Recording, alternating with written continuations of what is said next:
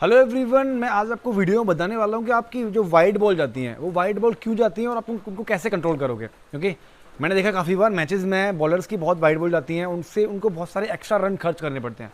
तो आज की वीडियो में आपको मैं डीपली बताऊंगा कि आपकी वाइड बॉल जाती क्यों है और आपको कैसे सही कर पाओगे। तो be here and watch the video till the end. उससे पहले अगर आपने अभी तक सब्सक्राइब नहीं किया है तो सब्सक्राइब कर दीजिए। मैं आपको गारंटी देता हूँ कि आपको सारी वीडियोज़ बहुत ही अच्छी टॉपिक पर मिलेंगी और यूजफुल रहेंगी। तो गाइस, मैंने 3 ऐसे रीज़न सेलेक्ट किए हैं जिसकी वजह से वाइड बॉल बहुत ज़्यादा जाता है। सबसे पहला इसका जो रीज़न है, अगर आप बिगिनर हो। देखिए, बिगिनर के साथ में वाइड बॉल जाना कोई बड़ी बात नहीं है, क्योंकि आप बिगिनर हो, आप सीख रहे हो, तो आपके वाइड बॉल जाना कोई ज़्यादा हैरान कर देने वाली बात नहीं है। पर आप इसको ठीक कैसे करोगे। देखिए, वाइड बॉल बिगिनर के जाते क्यों हैं, क्योंकि उनके अंदर स्ट्रेंथ कम होती है। उनके शोल्डर में जो भी मसल्स इन्वॉल्व होती हैं बॉलिंग में, उनके उन मसल्स में स्ट्रेंथ कम होती है। एट सेकेंड, उनका एक्शन जो होता है वो रिपीटेबल नहीं होता। रिपीटेबल इन सेंस, मैंने बहुत सारी वीडियो में ये बात को रिपीट करता हूँ कि आपका बॉलिंग एक्शन रिपीटेबल होना चाहिए।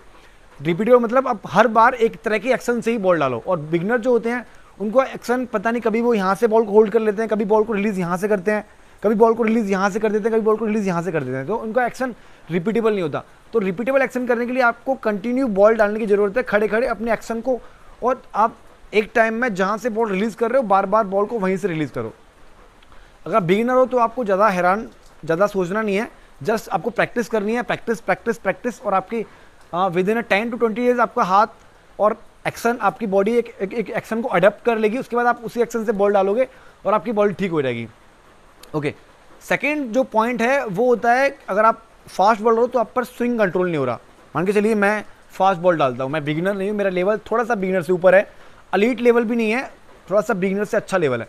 तो मैं अभी फास्ट बॉलिंग कर रहा हूँ, राइटी बैट्समैन को बॉल डाल रहा हूँ, तो मेरा बॉल इन स्विंग होता है, लेकिन मेरा बॉल मैं रिलीज़ एकदम सही जगह कर रहा हूँ, लेकिन बॉल स्विंग होने के बाद वाइड हो जा रहा है। मैं इन स्विंग कर रहा हूँ, बैट्समैन खड़ा है, इसको बॉल सामने मैं रिलीज़ कर रहा हूँ और बॉल स्विंग होने के बाद डाउन द लेग वाइड हो जा रहा है। तो ये भी एक कॉमन रीज़न है जो एक बॉलर्स के साथ में होता है, स्पिनर के साथ में भी होता है। अगर मैं मान के लिए मैं लेग स्पिनर हूँ तो मैंने बॉल अपना रिलीज़ किया ऑफ स्टंप के आसपास, वहाँ से बॉल टर्न होकर वाइड हो गया। इसको कैसे ठीक करेंगे। तो देखिए, अगर आप स्विंग बॉल और आप स्विंग की वजह से आपके बॉल वाइड जा रहे हैं तो आपको क्या करने की ज़रूरत है। अगर मैं मान के चलिए मैं इन स्विंग डालता हूँ तो मुझे अपना एम, मुझे टारगेट कोई और सेट करना पड़ेगा। अगर मुझे बॉल को फिनिश करके स्टंप पे लाना है, अगर मैं इन स्विंग कराता हूँ अच्छा, और मुझे अपने बॉल को फिनिश करके स्टंप पे लेके आना है, तो मैं क्या करूँगा, मुझे अपना टारगेट एम रखना है स्टंप, लेकिन टारगेट कभी भी स्टंप को नहीं करना।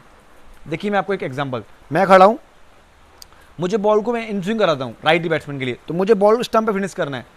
तो मेरा एम तो रहेगा कि बॉल स्टंप पर आएगा, लेकिन मुझे बॉल कभी स्टंप पर रिलीज़ नहीं करना। मुझे बॉल हमेशा अपने एम के और वाइड, मतलब मुझे अपना बॉल करीबन चौथे या पांचवें स्टंप पर रिलीज़ करना है। देखिए, ऐसे मैं यहाँ पे बैटिंग कर रहा हूँ तो मुझे बॉल को यहाँ फिनिश करना है एक राइटी बैट्समैन के लिए इन स्विंग करा के। तो मैं बॉल को एम तो यहाँ करूँगा, लेकिन टारगेट करूँगा यहाँ पे। आपको समझ आ रहा होगा कि हमको जहाँ पे एम करना है वहाँ टारगेट नहीं करना, स्विंग को कंट्रोल करने के लिए, तभी आप स्विंग कंट्रोल कर पाओगे। सिमिलरली आउट स्विंग के लिए भी है। अगर आपको बॉल एक बैट्समैन को ऑफ स्टंप के आसपास रखना है ना, तो मुझे बॉल को एम तो ऑफ स्टंप पे रखना पड़ेगा, लेकिन टारगेट कहाँ करूँगा मैं, जस्ट लेग स्टंप और थोड़ा सा लेग स्टंप के बाहर, हल्का सा बाहर, ज़्यादा बाहर नहीं। वहाँ से बॉल आउट स्विंग होगा तो बैट्समैन का आउटसाइड एज लगेगा और बॉल होने के चांस भी रहेंगे। अगर आप आउट स्विंग बॉल करा रहे हो राइटी बैट्समैन के लिए और आपने टारगेट किया ऑफ स्टंप के आसपास, तो वहाँ से बॉल स्विंग होकर वाइड हो जाएगा। आप same thing as a spinner भी अप्लाई कर सकते हो। मान के चलिए आप एक ऑफ स्पिनर हो, आप ऑफ स्पिन कराते हो और एक राइटी बैट्समैन सामने बैटिंग कर रहा है। अगर आपने उसको बॉल स्टंप पे लैंड कराया, स्टंप पे बॉल आपने छोड़ा, क्योंकि आपका एम है स्टंप पे बॉल आना, अगर आपने बॉल स्टंप पे छोड़ा तो फिर क्या होगा, बॉल पिच होगा और डाउन द लेग वाइड हो जाएगा। तो आपको हमेशा अपना बॉल ऑफ स्टंप के बाहर रिलीज़ करना है, जिससे आपका टारगेट वहाँ सेट हो जाए और बॉल आपका यहाँ आ जाए। तो 2 मेन रीज़न थे। और थर्ड जो रीज़न है उस पर बहुत ही कम लोग बात करते हैं। गाइस, तीसरा जो रीज़न है, ये रीज़न पे बहुत ही कम लोग बात करते हैं। ये देखो, आप बिगिनर भी नहीं हो, आप स्विंग भी अच्छे से कंट्रोल कर पा रहे हो, आप अपना टर्न भी अच्छे से कंट्रोल कर पा रहे हो, लेकिन क्या होता है, आप कभी कभी इतना अंडर प्रेशर होते हो, सामने से बैट्समैन आपको रन मार रहा है, या फिर आपके ऊपर विकेट लेने का प्रेशर है, या फिर आपके पास रन बचाने का प्रेशर है, तो वो बहुत से बॉलर क्या होते हैं, लैक ऑफ एक्सपीरियंस की वजह से वो प्रेशर को हैंडल नहीं कर पाते। शायद आपके साथ भी ऐसा हुआ होगा, मेरे साथ भी ऐसा हुआ है। एक टाइम मैं बॉलिंग कर रहा था तो मुझे कुछ रन बचाने थे, तो मैं थोड़ा प्रेशर में था, उसकी वजह से मेरे 2-3 ओवर में, एक ओवर में 2-3 वाइड गई, उसकी वजह से काफ़ी रन ओवर में चले गए। तो क्या होता है, आपको प्रेशर जब आप पे आए तो आपको क्या करना है, आपको डीप ब्रीथ लेना है, अपने आप को रिलैक्स करना है। उसके बाद आपको देखना है कि मुझे करना क्या है। ऐसी कंडीशन में आप खाली आप फोकस करिए कि व्हाट टू डू नाउ। आप ये मत सोचिए कि मुझे क्या नहीं करना है, वो मत सोचिए, आप खाली सोचिए कि मुझे क्या करना है अभी। तो क्या होगा, इस पर आपके दिमाग में एक पॉजिटिव वे रहेगा कि मुझे क्या करना है एक्चुअली, तो वहाँ पे आप रन भी सेव कर पाओगे और आपके वाइड जाने के चांसेस भी बहुत कम हो जाएंगे। मैंने आपको तीनों पॉइंट बताए, ये तीनों पॉइंट मैंने पहले प्रैक्टिकली इनको यूज़ करके देखा और इन पर देखा कि बॉल वाइड कैसे जाती हैं।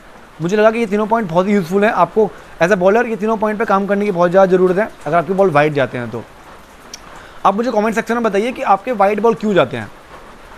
आज का वीडियो लाइक करके शेयर भी कर दीजिए अपने क्रिकेट बड्डीज के साथ में, जिससे उनको भी थोड़ा आइडिया हो जाए वाइड बॉल कैसे कंट्रोल करना जाए। Guys keep supporting me, thank you.